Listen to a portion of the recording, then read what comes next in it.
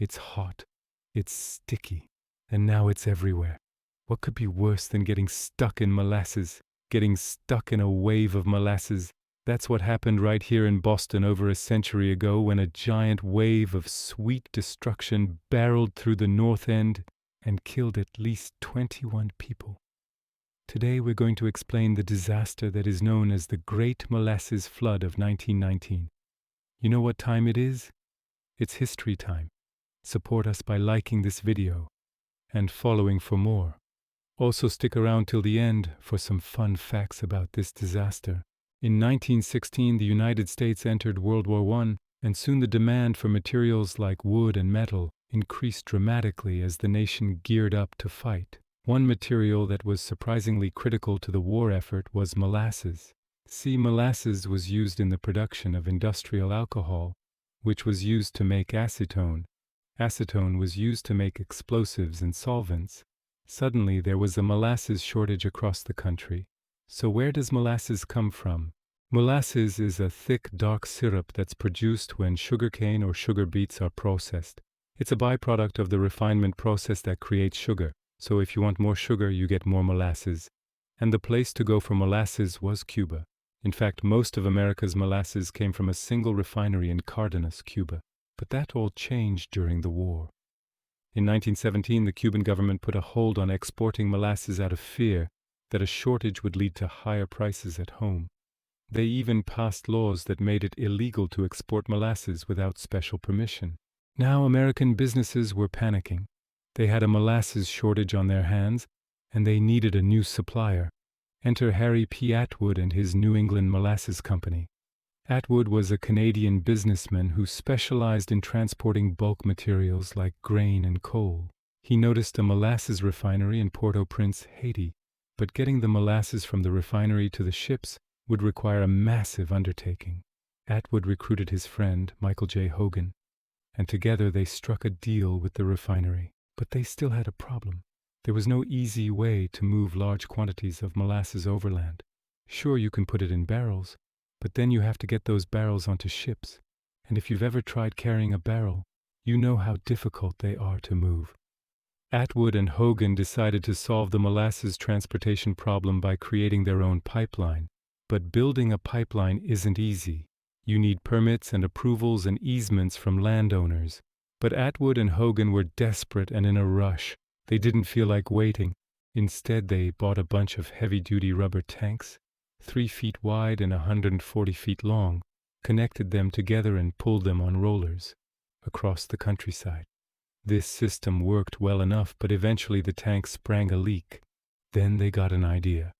Why not lay the tanks on their side and fill them with sand to make them rigid? It seemed like a good idea, except it wasn't. Atwood and Hogan continued expanding their pipeline, collecting fees from anyone who wanted to use their molasses transport. Before long, they were hauling over 300,000 gallons of molasses per day. The line snaked its way along the East Coast, running through cities and towns, farms and forests. By January 1919, Atwood and Hogan had almost completed the first leg of their pipeline, a 112-mile run from the docks in South Boston to a storage tank farm in the North End. But they still had one more difficult stretch of track to complete. They needed to get the molasses across Commercial Street near the North Station. To do this, they planned to build 2 short elevated tanks, one on each side of the street. Each tank would hold about 1 million gallons of molasses. The plan was to pump the molasses through the low point of the tracks, which would be under the street. Once the tanks were full, they would release the molasses into the street via valves and let gravity pull it towards the final leg of the pipeline. As always, things did not go according to plan. On January 15, 1919, Atwood and Hogan finished construction of the North End tanks and prepared to pump the molasses. By late afternoon, the molasses began flowing, cascading over the sides of the elevated tanks and washing away the supports until the entire structure collapsed. Over 2 million gallons of molasses rushed through the streets of Boston. Molasses flowed through the city like a tidal wave. It surged down Commercial Street, pouring over sidewalks, sweeping cars and trucks into the sticky flood. Along the way, it knocked down brick walls and telephone poles. Windows shattered as the wave of molasses crashed into buildings, trapping people inside their homes. This black tide flowed as far as Causeway Street and North Station before it finally slowed down. The disaster claimed at least 21 lives. Dozens more were injured. People were found pinned under collapsed walls and manhole covers. Others were trapped inside their flooded homes or offices. Some victims couldn't be identified because they were completely covered in molasses. A search and rescue operation commenced immediately after the flood. Firefighters and police officers waded through the molasses to reach victims who were trapped in buildings. Soldiers from the nearby army and naval bases rushed to help, but rescuers were often slowed by the sheer thickness of the molasses.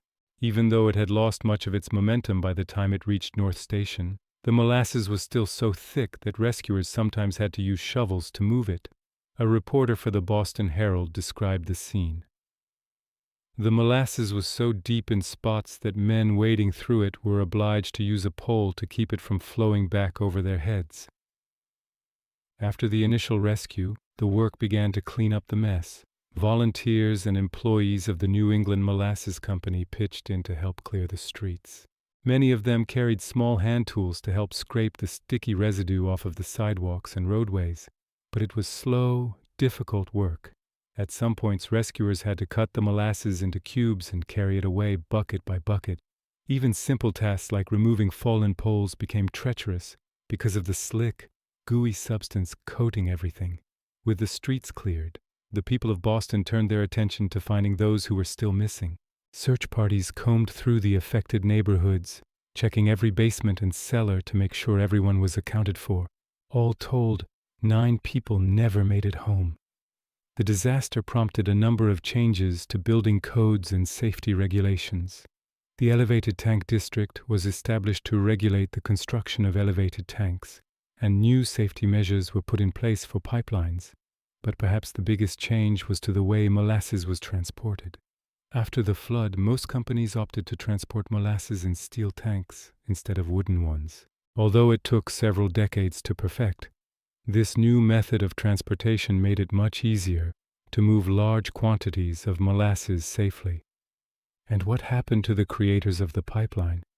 Well, both Atwood and Hogan went to jail for 6 months for building the pipeline on land without the proper permits. But they were also considered heroes for helping to clean up the mess they created. In fact, they were given free passes to ride in the fire department's victory parade following the cleanup. There are many stories about the aftermath of the Great Molasses Flood, but perhaps the strangest is what happened to the molasses itself. After the flood, the residents of Boston were understandably upset about having a sticky syrup dumped in their streets. But there was one group who saw the disaster as an opportunity. Italian immigrants who lived near the flood zone.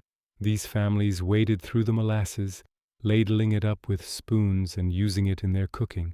Others collected the molasses in buckets, brought it home, and boiled it down into a kind of candy. But not everyone was willing to try the flood water.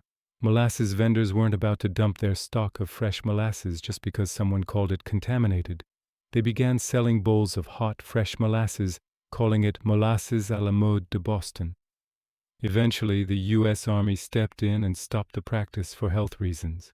What could be worse than getting stuck in molasses? Getting stuck in a wave of molasses. It's hot, it's sticky, and now it's everywhere. Thanks for watching. If you enjoyed this video, follow for more and check out our other videos about historical disasters like the Johnstown flood. And if you want to support our mission to make history fun and engaging for everyone, consider becoming a member.